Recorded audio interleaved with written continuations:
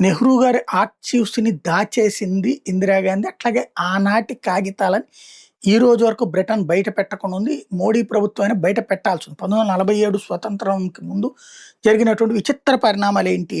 వాస్తవంగా అసలు కాంగ్రెస్ పార్టీ పెట్టిందెవరు? బ్రిటిషోళ్ళు. ఎందుకని? 1857లో స్వతంత్ర పోరాటంతో బిగిన్ అయినటువంటి మొదటి స్వతంత్ర పోరాటం అంటారు. సిపాయిల తిరుగుబాటు. దాన్ని డైవర్ట్ చేయడానికి అక్కడి నుంచి ప్రజల్లో చైతన్యం పెరిగిపోయింది. దాన్ని డైవర్ట్ చేయడానికి లేదు లేదు మీ తరపున మీ పోరాటం మీ వాళ్ళే ప్రభుత్వాన్ని నడుపుతారన్నటువంటి పేరుతో కాంగ్రెస్‌ని పెట్టి కాంగ్రెస్ తరపున ఎన్నికల్లో పోటీలు చేపిచ్చి పైన నడిపించేది మాత్రం వాళ్ళనమాట. ఇట్లాంటి ఒక నాటకం ఆడుతా ఉంటే కాంగ్రెస్ పార్టీ ఆనాడు సహకరించింది. గాంధీ గారైనా అలాగా ఆ కాన్సెప్ట్‌లోనే ప్రచారంలోకి తీసుకొచ్చారు గాంధీ గారు.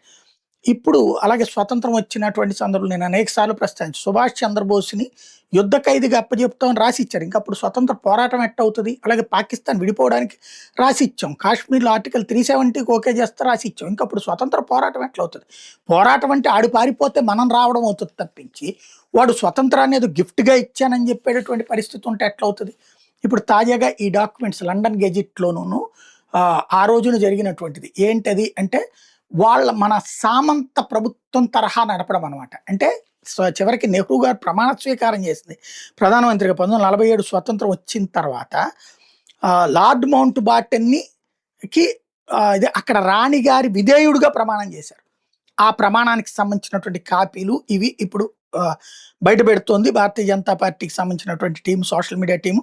డాక్యుమెంట్‌లో స్పష్టంగా కనబడుతోంది. 15 ఆగస్టు 1940న ఇండిపెండెంట్ కంట్రీ అని కాకుండా చివరికి కాంగ్రెస్ లీడర్లు జనాల్ని ఫూల్స్‌ని చేశారు. పండిట్ మౌంట్ బాటన్‌కి జై అన్నటువంటి స్లోగన్స్ వచ్చినాయంటేనే అర్థం చేసుకోవచ్చు. ఆ రోజున జరిగినటువంటిది first governor general of India డొమినియన్‌కి తీసుకొచ్చినటువంటిది. ఆయన పేరు మీద ప్రభుత్వం నడిపేటట్టుగా తీసుకొచ్చారు ఆ రోజున. తర్వాతన జాగ్రత్తగా సుభాష్ చంద్రబోసు ఇటు పక్కన వల్లభాయ్ పటేల్ వీళ్ళందరూ అంటే సుభాష్ చంద్రబోస్ భయం వాళ్ళని వెంటాడుతుంది కాబట్టి బ్రిటన్ స్వాతంత్రం ఇచ్చిపోయింది. అదే సందర్భంలో సర్దార్ వల్లభాయ్ పటేల్ గట్టిగా మొండిగా నిలబడడం వల్ల రాజ్యాంగానికి సంబంధించి పూర్తి అవడం వల్ల అంబేద్కర్ గారు స్ట్రాంగ్‌గా ఉండటం వల్ల కథ మారింది తప్పించి లేకపోతే మనం ఎప్పటికీ కూడా బ్రిటిష్ రాజకుటుంబపు పరిపాలన కింద ఉండేవాళ్ళు. ఇప్పటికి మళ్ళీ మన బ్రిటన్ ప్రధానమంత్రి గనక వెళ్లి ప్రమాణ స్వీకారం ఆ రాణి సమక్షంలో రాజు సమక్షంలో వాళ్ళు దగ్గర దండం పెట్టుకుని వాళ్ళ ఆశీర్వాదాలతో వస్తుంటారు. అట్లా వచ్చిండేది మనకు కూడా.